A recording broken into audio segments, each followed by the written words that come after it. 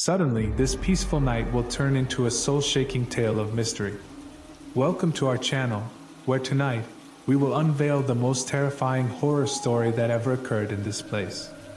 Don't miss this eerie moment, as you might not be able to sleep peacefully after hearing the story we're about to share. The Cursed Video Game. It was a cold, rainy evening when I first heard about the Cursed Video Game. My friends and I were gathered at Jake's house for our weekly game night. We had played all kinds of games over the years, from board games to card games, but Jake had something different in mind that night. "Check this out, guys," Jake said, grinning mischievously as he held up a dusty old game cartridge. It looked ancient, like it had been forgotten for decades. The label on it was faded, and I could barely make out the title. Eternal Nightmare. "What did you find that?" I asked, curiosity piqued. Jake explained that he had stumbled upon it at a yard sale earlier that day. The old man selling it had warned him that it was cursed, but Jake dismissed it as a silly superstition and bought it for a few bucks. We gathered around the TV, eager to see what this mysterious game was all about.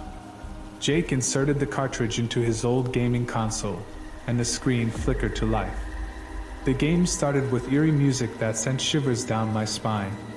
The title screen appeared. Eternal Nightmare. The premise of the game was simple. You played as a character trapped in a haunted mansion, and your goal was to survive until morning. The graphics were surprisingly realistic for a game of its age, and the atmosphere was genuinely creepy. As we played, the tension in the room grew. Hours passed, and we were completely engrossed in the game. It was terrifyingly immersive. The game mansion was filled with ghostly apparitions, and the sound effects were bone-chilling. Every creak of the floorboards and whisper in the darkness sent chills down our spines.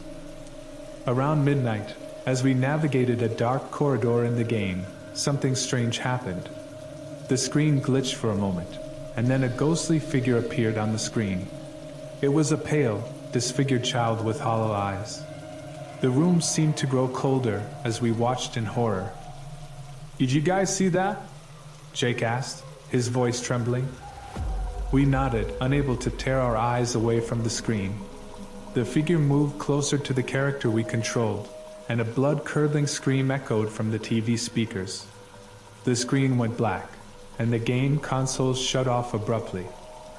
We were left in stunned silence, unsure of what had just happened. Jake tried to turn the console back on, but it remained lifeless. It was as if the cursed game had drained all the power. The atmosphere in the room had shifted drastically. The once cozy and inviting living room now felt oppressive and ominous. We decided to call it a night and head to bed, but none of us could shake the feeling of unease that the game had left behind. As I lay in bed that night, I couldn't help but replay that horrifying image of the disfigured child in my mind. I knew it was just a game, but the fear it had instilled in us was all too real. The next morning, I received a frantic call from Jake. He sounded terrified and insisted that we meet at his house immediately. When I arrived, I found the others already there, their faces pale. Jake explained what had happened after we left. He couldn't sleep and decided to investigate the game further. He managed to get the console working again and resumed playing. The game picked up right where it left off, with our character in a dimly lit room.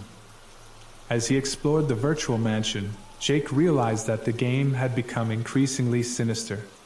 The ghostly apparitions were more aggressive, and the jump scares were relentless. He was on edge, but he couldn't stop playing, as if the game had a hold on him. Then, in the game, he heard a faint, chilling whisper. It was the voice of the disfigured child. It beckoned him to a locked door at the end of a dark hallway. Jake's curiosity got the best of him, and he guided the character toward the door.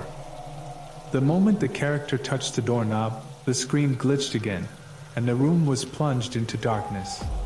Jake felt a cold, clammy hand on his shoulder, and he screamed. When the lights came back on, he was alone in the room, but the game was no longer on the screen. Terrified, Jake ripped the cartridge out of the console and threw it across the room. He could still hear the faint whispering in his ears, as if the cursed game had somehow crossed over into the real world. We were all shaken by Jake's account, and we decided to investigate the game further. We contacted the seller from the yard sale, hoping to learn more about its origin. To our horror, we discovered that the old man who had sold it to Jake had died mysteriously just days after parting with the game. As days turned into weeks, the curse of the game began to affect us all. We experienced sleepless nights filled with nightmares, and we heard the haunting whispers in our waking hours. It was as if the cursed game had become a part of us, slowly driving us to the brink of madness. Desperate to break free from the curse, we decided to return the game to the abandoned house where the yard sale had taken place.